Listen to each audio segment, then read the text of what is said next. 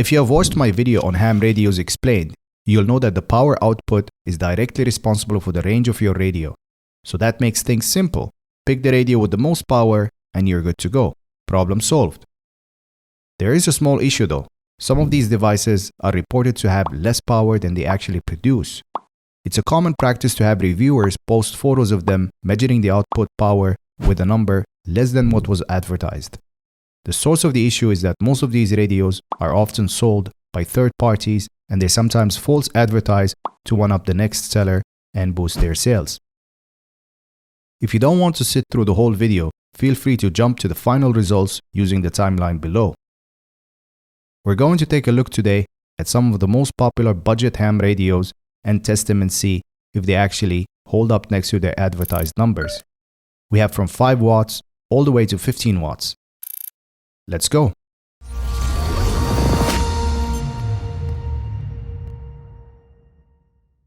Now the wattage number we're going to investigate is from the official websites and sellers, as we can't blame them for the numbers posted by third-party sellers.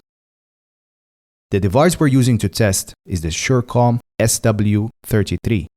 It's a simple device that has one button and charges via micro USB.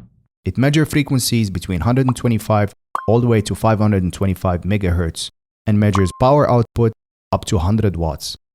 Besides power, it can also tell you if the antenna you're using is suitable for the frequency you're attempting to use, commonly known as SWR.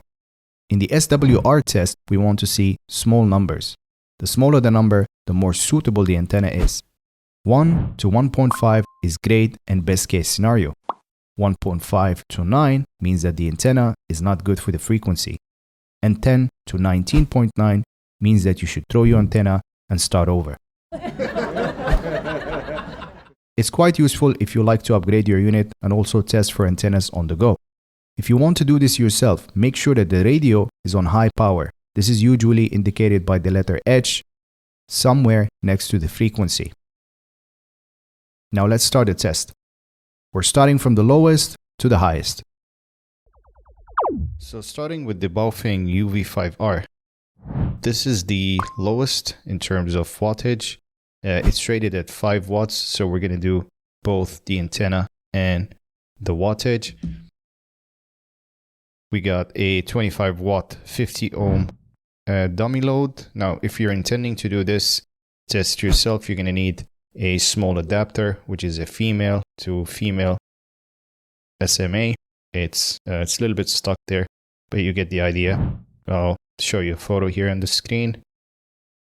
This is what it looks like. So let's start. We'll just hook it up. Okay, now the way it's set up is that sometimes when you give it a full turn, it may end up facing the wrong direction, but it doesn't hurt to actually twist it a bit and see. We got it here on 470.600. So this is the frequency we're going to be using. We're going to turn it on, press and hold for a few seconds, 3 seconds or so. You will see now the indicator moved up. That means it's measuring wattage. So we're going to click. And it's reading about 3.3. Let's do it again. It fluctuates usually between 3.2 to about 3.8, 3.9. In this case, it's normal. I mean, it's rated at 5, but that's normally under ideal conditions. At 3.3, it's still adequate. Now let's do the antenna test. We're gonna do all the tests with the stock antenna. So the last time I tested it with the dummy load, and usually the dummy load gives you an accurate reading. Let's see with this one. It's reading at 4, which means it's somewhat okay, not exactly. Okay, so let's move on to the next one. Now we'll move on to the Quansheng.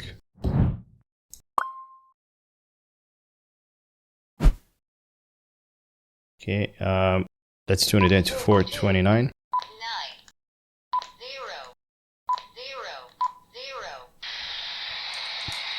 we'll test with the stock antenna.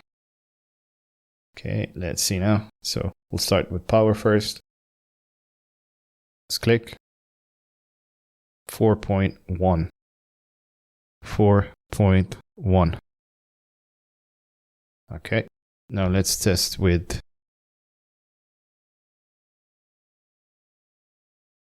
the stock antenna. 4.0. Again, if I hold it from here, well, it's not helping yet, as you can see. It tends to get better sometimes. You can see here now, it's reading. It's very funny, but you get the idea. Okay, now let's test and see the power. Okay, let's just change the frequency because it seems to be picking up something.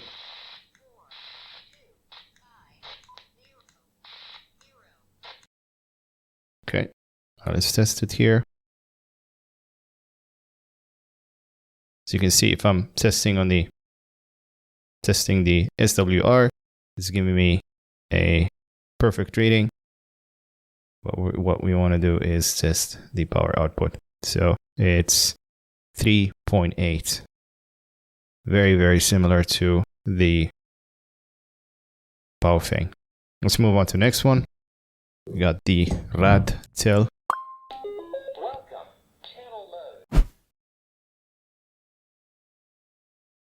Again, we're going to be testing the power.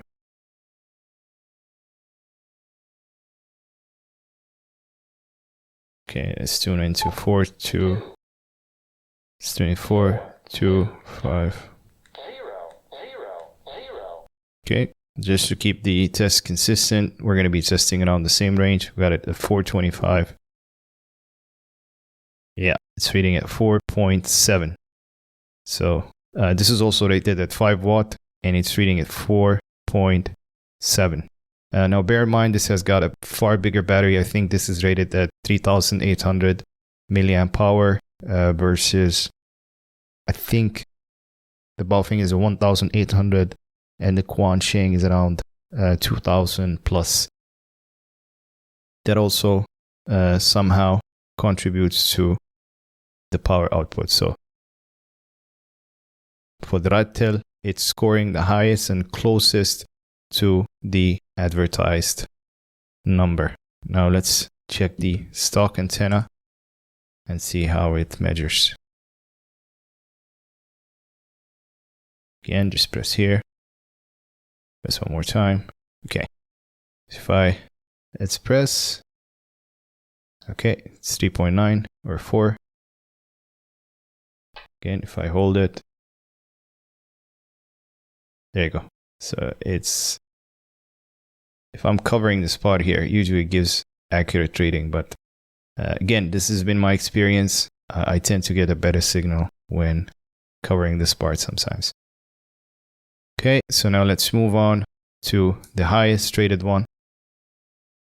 And this one is rated at 14.5 or 14 point, yes, I believe it's 14.5 as advertised. So let's start first with the power output. This one happens to fit perfectly in the right direction once you turn it all the way in. Start with the power. This is the Baofeng UV-5RH Pro. Okay, it's measuring at 8.4. 8.4. Okay.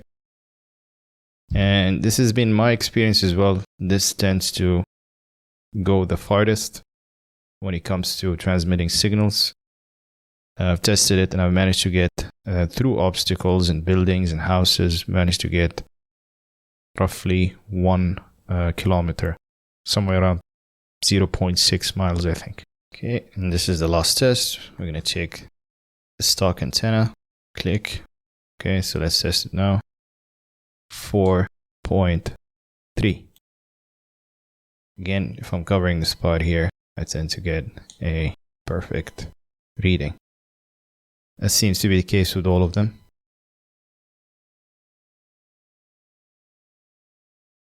there you have it. I did get, just for disclosure, when you try and test the power output with the stock antenna, you tend to get a higher reading. So in this case, I'm getting 12 watts,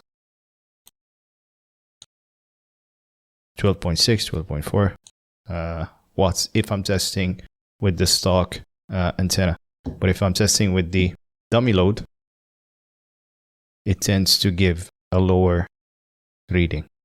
So there you have it. I'll have both these devices, including the female SMA adapter. I'll have them all linked in the description. That's been it. I hope you enjoyed the video. Thank you so much for watching, and I'll catch you in the next one.